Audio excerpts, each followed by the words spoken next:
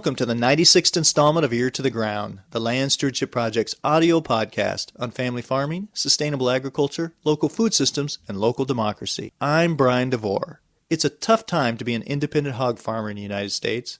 The markets are now dominated by mega corporate producers who sell their hogs via exclusive contracts to a handful of packers. The result is that smaller independent farmers often find there's no place to sell their animals, and even when there is, the prices offered are far below the cost of production.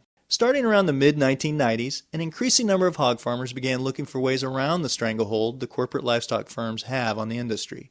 They did this by producing hogs for alternative markets. It turns out there are a significant number of consumers who want pork produced humanely without the use of antibiotics. And as factory farm environmental problems, such as manure spills, have become big news, a growing proportion of the public is demanding that their ham have a greener tint to it. Sustainably raised pork products are also winning taste tests, and that's important. The sustainable pork production methods utilized by farmers consist of a combination of techniques, some old and some new. On the newer side, many North American farmers have adopted the deep straw production methods utilized by Swedish producers. In addition, raising hogs on pasture, long a mainstay on family farms, has made a comeback in some areas.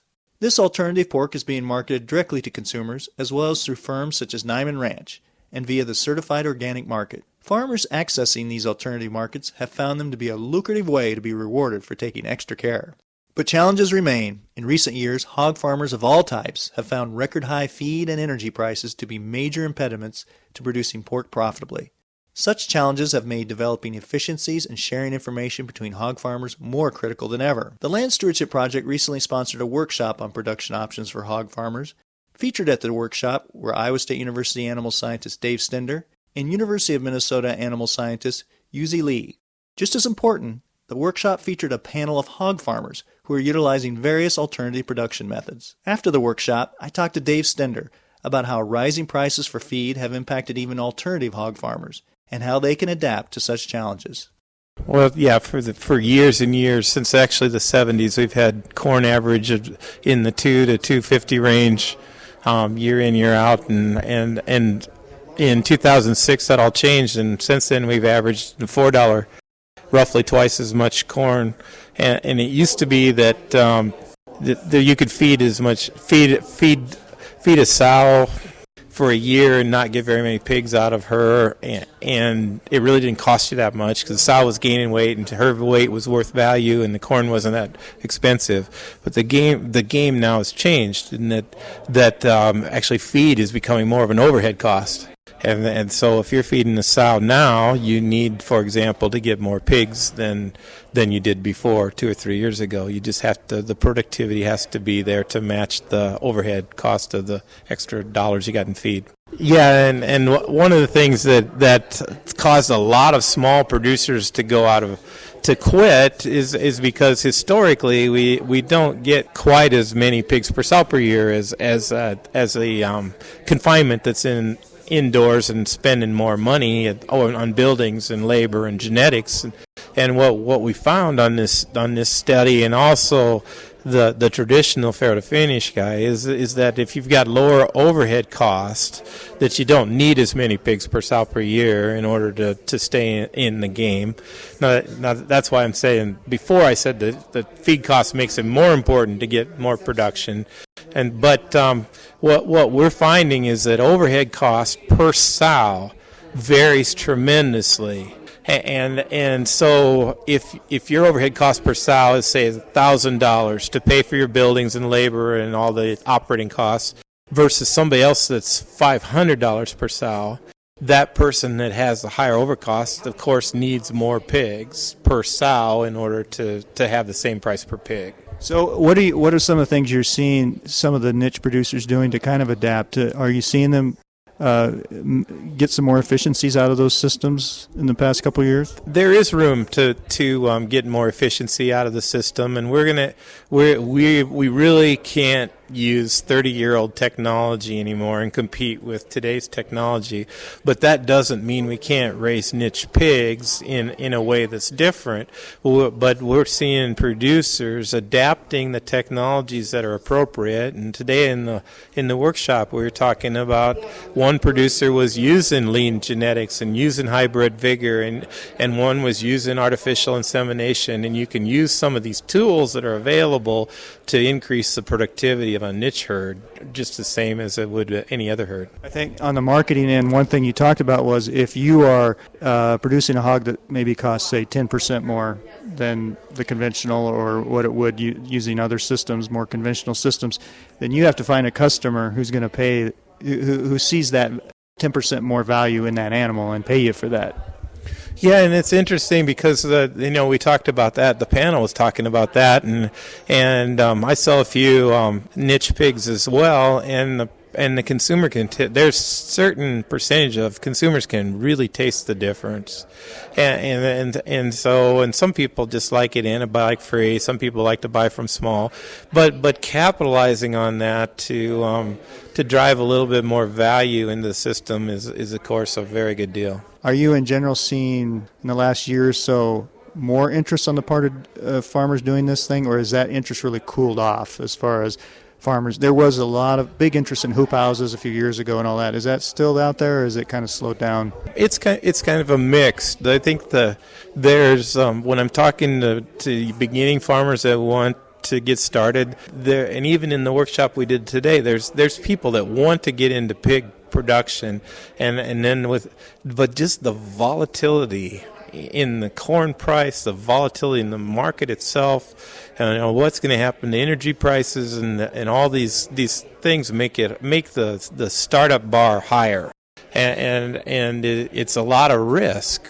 We used to be able to produce a pig for $100 cost, and when you got $180 or $200 cost in a pig now, it's just twice as much capital you're putting out, and you really can't afford to have mistakes or backup, and so it's kind of a mixed bag. There's still interest out there, but it's getting tougher to get in. I then talked to the Land Stewardship Project's Richard Ness, who has a long history of helping farmers transition into alternative livestock production systems such as rotational grazing and deep straw hog production. Ness talked about the importance of farmer-to-farmer networking when it comes to adopting sustainable production systems. So, yes, there's a need for that because you can't just naturally do it. You're not going to run into three other guys when you're having coffee, or you go out Friday night and get a bite to eat and run into three other niche pork farmers. That ain't going to happen. So we have to be real blatant about it. There needs to be a little bit of an organization to help people get networks.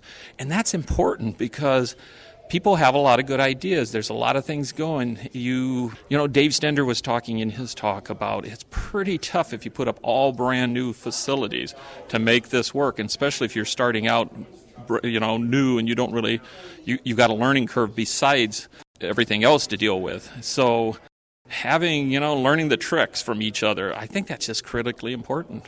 One of the last meetings we had in Nebraska with niche pork growers, I asked about 5 or 6 different experienced farmers just to share a couple little tricks.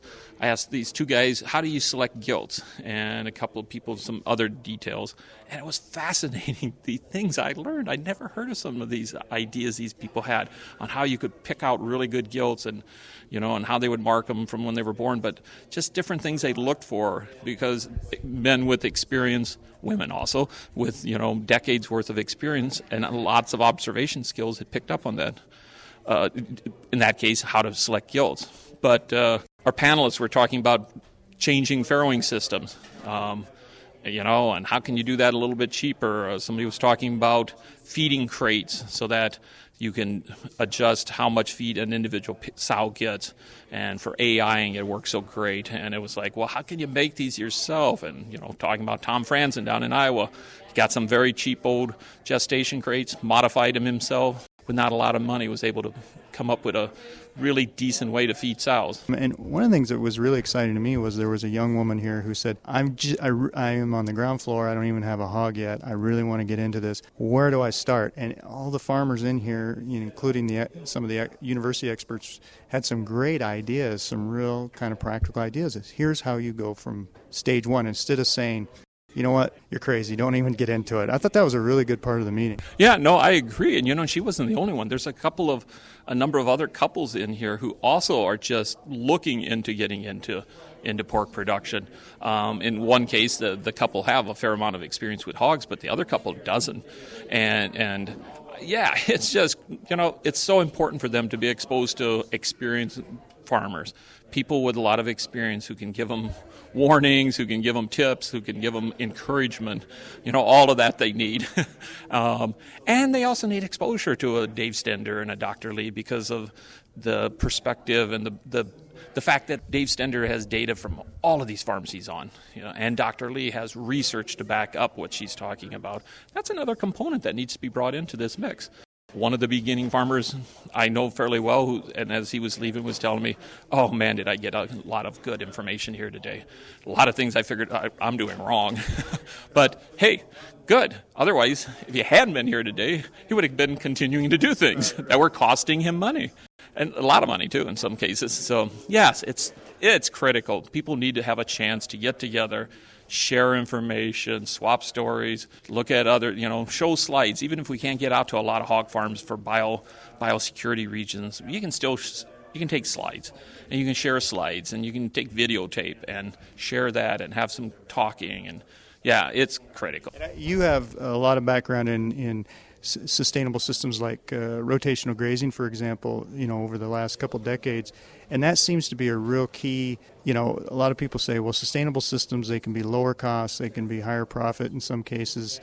But one of the drawbacks can be it's more management intensive. And so it would seem that networking is even more key for a system like that, where maybe you're replacing some high technology or energy intensive systems with that management. That's a great point, Brian. I hadn't thought of it from that standpoint, but you're right. Where most of these sustainable ag areas that offer opportunities for people that take less money to get in, what you have to make up for then is your management. And boy, so that's the people skills. That's the knowledge, the skills up in your head, and being able to pick the brains of experienced farmers and other experts, just critical. And even on a peer-to-peer basis, so it isn't a beginner and an experience, it's two experienced farmers. They're still going to learn because they're doing something slightly different, and they say, one guy is doing this and this guy's doing that, and it's like, oh yeah, I saw this happening on my place, and I did too, but I tried this, and all kinds of knowledge flows. Give people a chance, they gain from it consistently. You'll see that happening. They gain.